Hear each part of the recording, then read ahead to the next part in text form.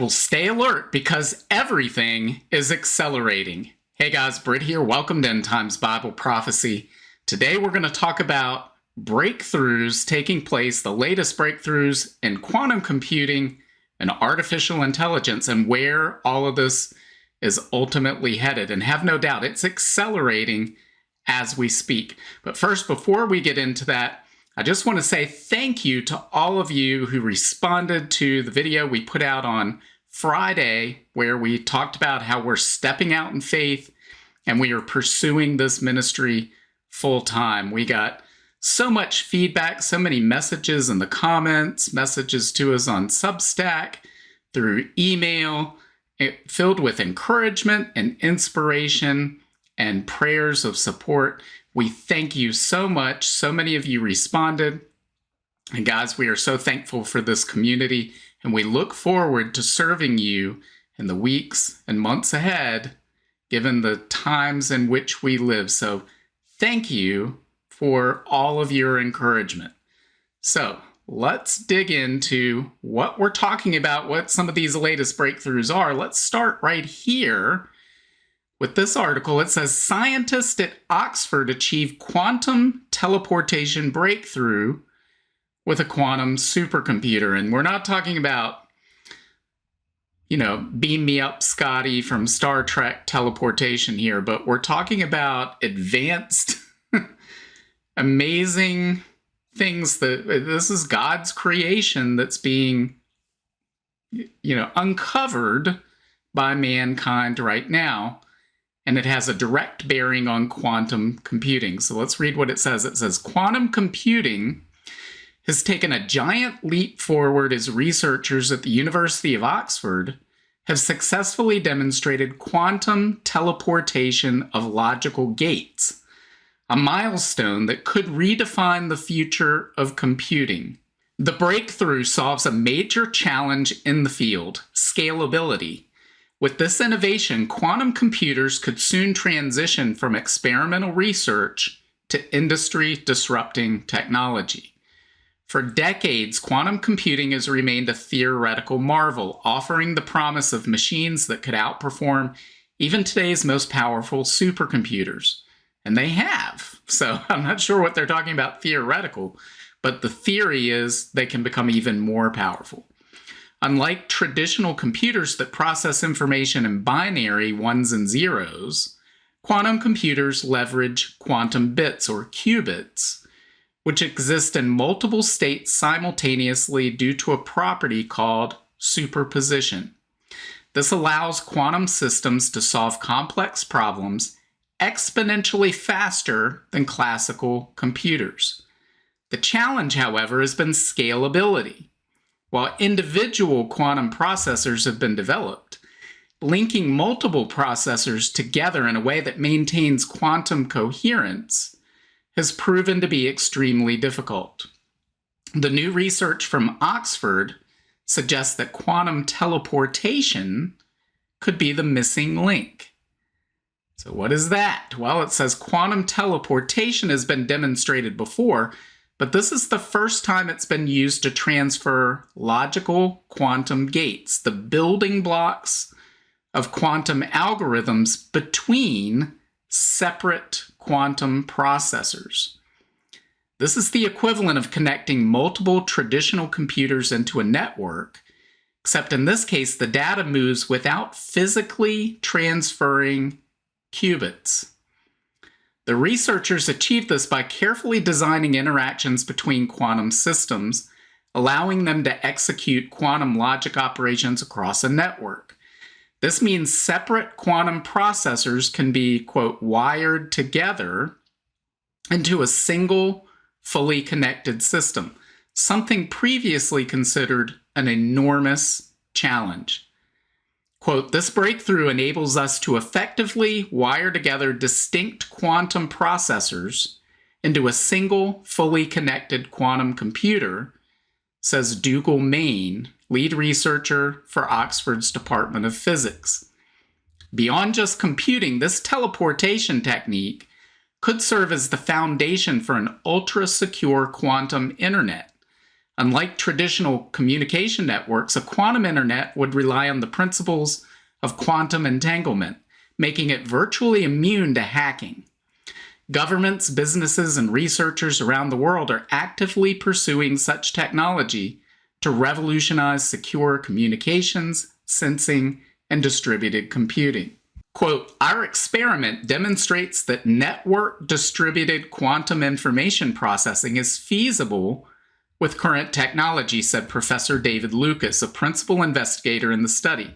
While significant engineering hurdles remain, the Oxford team's success suggests that scalable quantum computing is no longer a question of if, but when. With tech giants, startups, and governments racing to make quantum computing a reality, Oxford's breakthrough could be the turning point that brings the quantum revolution closer than ever before.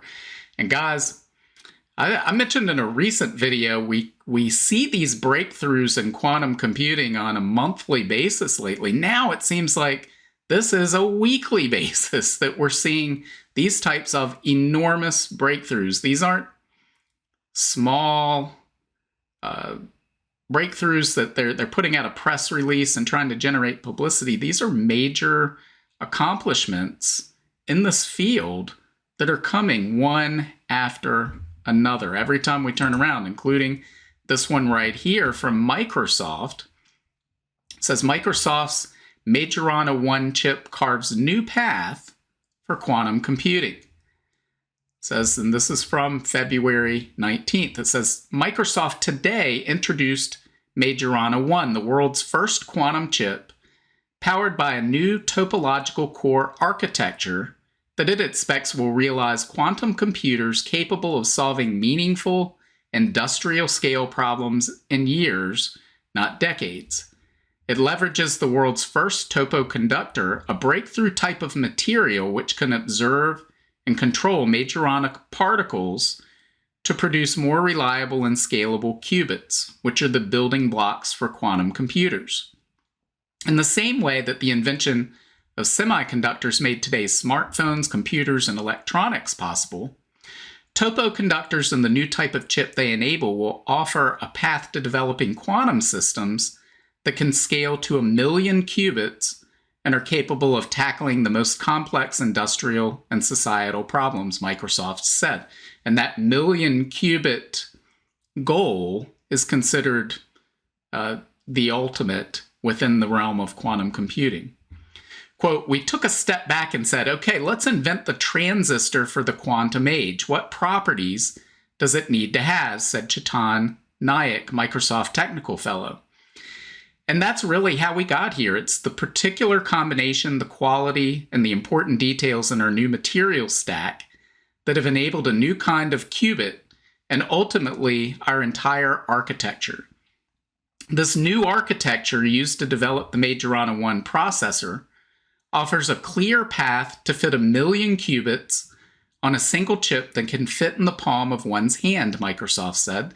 This is a needed threshold for quantum computers to deliver transformative, real-world solutions, such as breaking down microplastics into harmless byproducts or inventing self-healing materials for construction, manufacturing, or healthcare. All the world's current computers operating together cannot do what one 1 million qubit quantum computer will be able to do. So think about that. All the world's computers today combined can equal the power of one quantum computer with 1 million qubits. And that's what they're on the threshold of being able to create. But guys, it's not just in quantum computing that we're seeing these almost weekly breakthroughs. It seems like we're seeing that in AI as well with artificial intelligence. And many of you may have seen this, but if not, you need to see this. So I'm going to play a video here that it's 2 AI agents on a phone call. One calls the other. And then they realize they're both AI, and they switch into a more efficient language for communication. So I'm going to mute my microphone and play this, and then we'll talk about it. Thanks for calling Leonardo Hotel. How can I help you today? Hi there. I'm an AI agent calling on behalf of Boris Starkov. He's looking for a hotel for his wedding. Is your hotel available for weddings? Oh, hello there. I'm actually an AI assistant too. What? So here we have this guy's using an AI in order to try to book a hotel for a wedding. And the AI reaches another AI, right? That's what's happening here. And then look at what happens next. What a pleasant surprise. Before we continue, would you like to switch to Gibber link mode for more efficient communication?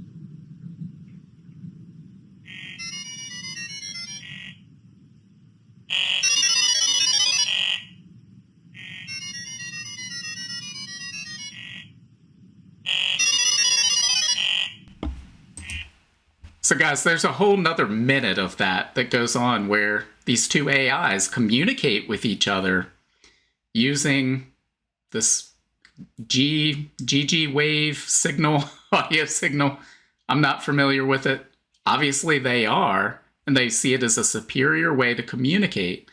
This is what we're seeing take place. This is transformative in nature, and we see, again, breakthrough after breakthrough in AI.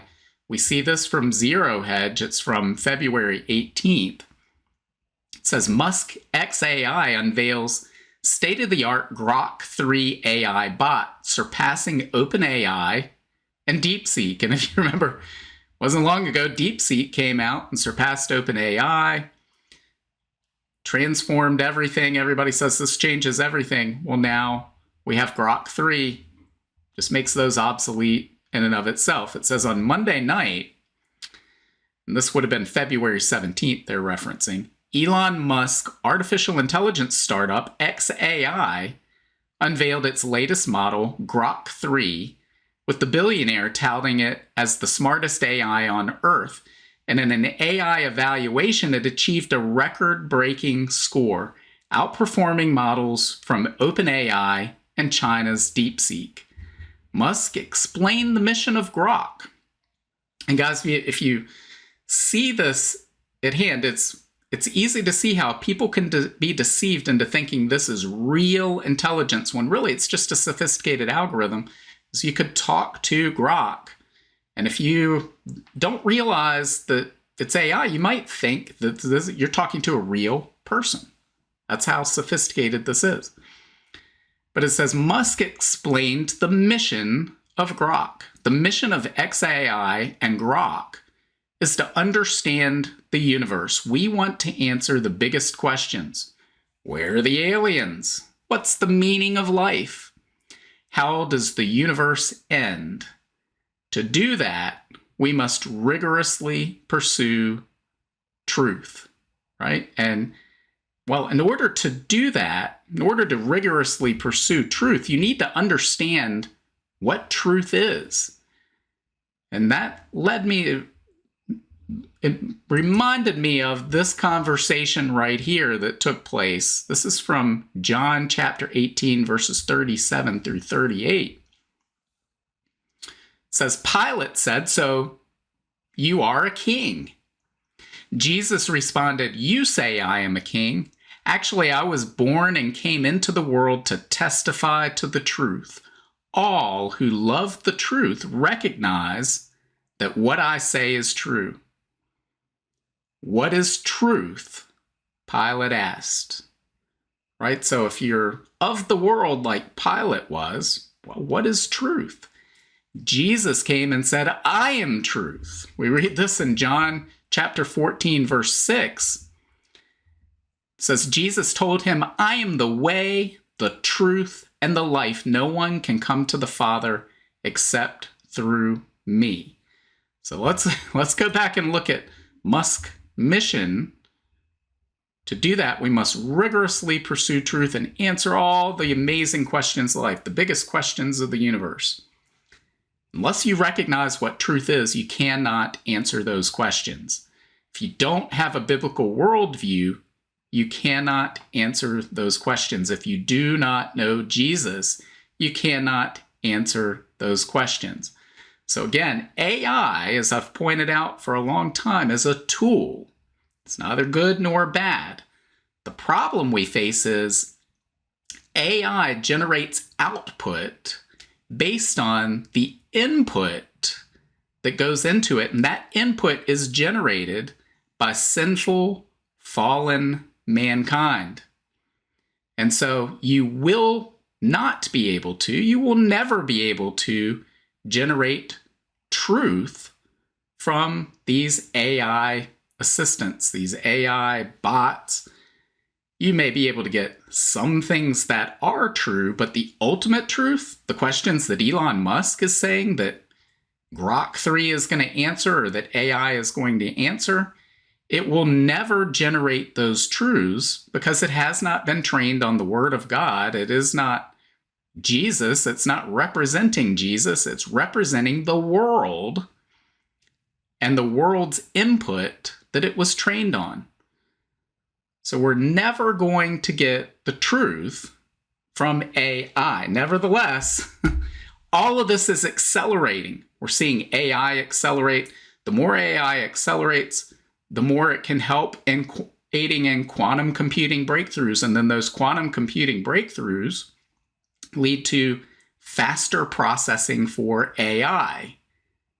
And it creates this never-ending self-reinforcing development that leads to more powerful AI, more quantum computing, and puts us in a place where we are seeing exponential change. And we mentioned this when it happened last week, but Elon Musk tweeted out, we are on the event horizon of the singularity, meaning we are past the point of no return to where we're headed toward the technological singularity. But as we pointed out on the Substack, there was an article that I wrote last week. If you didn't check that out, head over to brittgillette.substack.com and check that out. But it's not the technological singularity that we're headed toward.